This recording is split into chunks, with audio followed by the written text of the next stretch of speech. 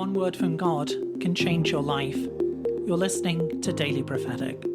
I see a fire rising in the darkness, burning strong, burning bright.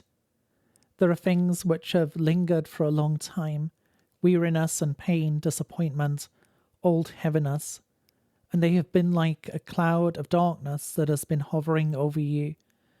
But the Lord's light is coming, and the Lord says, allow my purifying love to come near, for I am cleansing, I am healing, I'm restoring, I'm making all things new.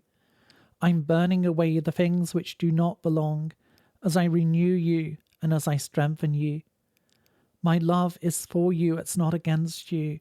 I'm bringing my healing presence to refine and to purify, to make room for life and growth.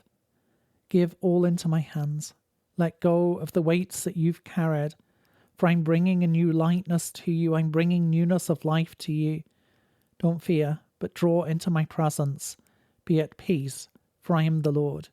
Be at peace, for I am with you this day.